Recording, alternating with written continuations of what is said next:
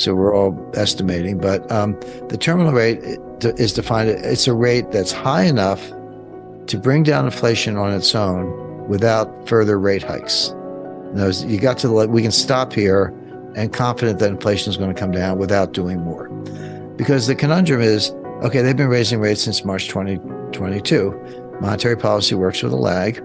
Inflation peaked in July 2022, and it has been coming down ever since. That's, some months were, February was a little hot January was hot compared to December, but the trend has been down. So, and they're raising rates and inflation is coming down. So that's good.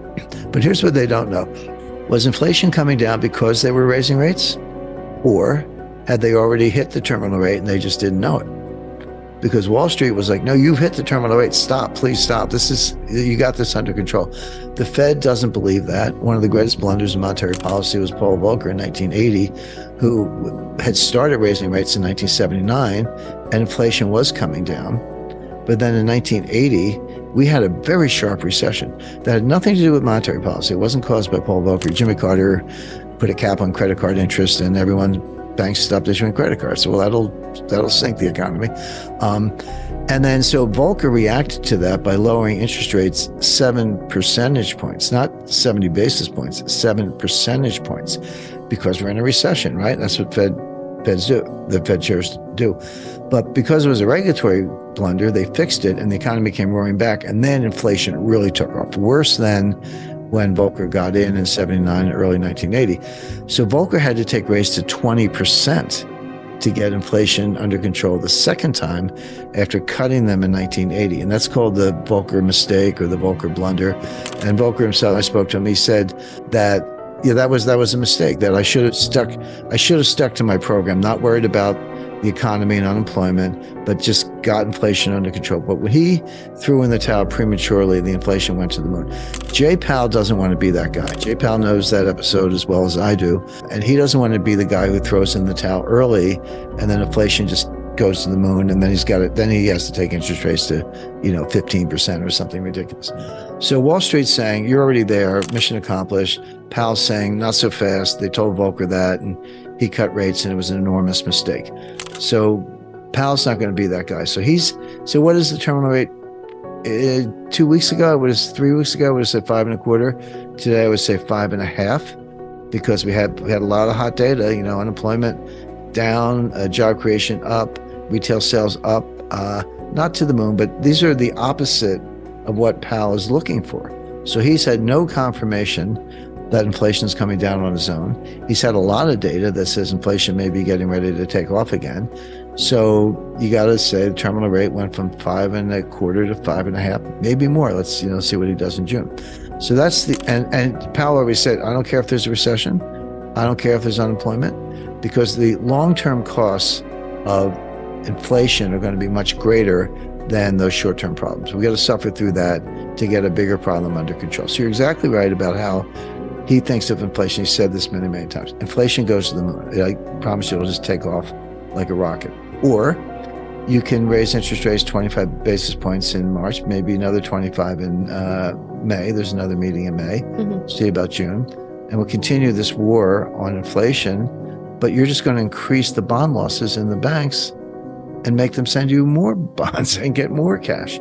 So or the third thing is just take away the umbrella and let all these banks fail. I mean, it's like name your poison, as like name your poison. You can have runaway inflation, severe acute banking crisis, or basically a lot more bank failures, and a severe recession, because you're going to keep raising rates. But there are three choices, but none of them are good.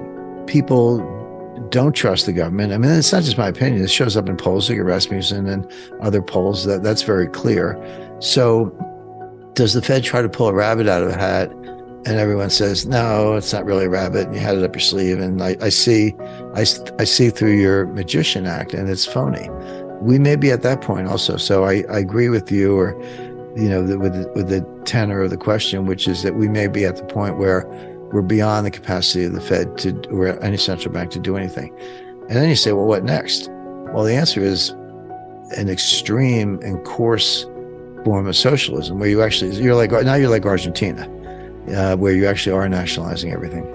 2011 on Russia, Ukraine, and natural gas. So I kind of nailed that, 12 years ago, but it's the cause of a war right now. But other top of mind is the one that's always top of mind, Julia, which is gold. Because I'm getting a lot of inquiries like, hey, I'm getting my money out of the banks, or I don't trust the banks, or the U.S. Treasury, they're playing games. What can I do? And I said, well, in terms of the system, there's nothing you can do. This is a lesson that was taught to me. I was a 27-year-old starting out banker at Citibank back in the day. But Walter Wriston was the chairman, and Walter Wriston was the CEO. He was the second greatest banker of the 20th century. So number one, I'd give to Pierpont Morgan, but I would give Wriston number two. And but he was very open, and I was a senior officer. I get to hang out, and I had a conversation with him once. I just seen this movie Rollover with great Jane Fonda, Chris Christopherson, Hume Corona in 1980. But it was about what we're talking about. It was like a Silicon Valley Bank situation that spun out of control, and the financial system collapsed and all that. But it started with the Arabs taking their deposits out and buying gold. And that was kind of happening.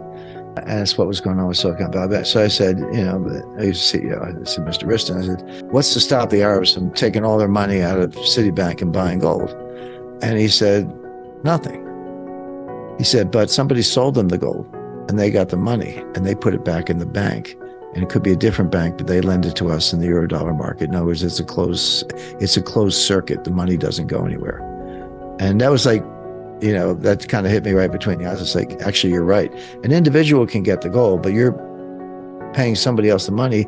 They're putting it back in the bank. And at the end of the day, the money never escapes the system. It is a closed circuit. So the key ingredient is the interbank market, banks lending to each other, except now we have the Fed lending to all the banks. But that doesn't stop an individual from taking her money out and buying gold. And, I'd never do anything 100%. I've always recommended a 10% allocation, season to taste. If you want 5%, fine. If you want 20, it's on you. But I think 10% is the right amount. And it's not bank money, and physical. Take physical custody, put it in a safe place, like private vault. Don't put it in the banks because that's the first place the government will go.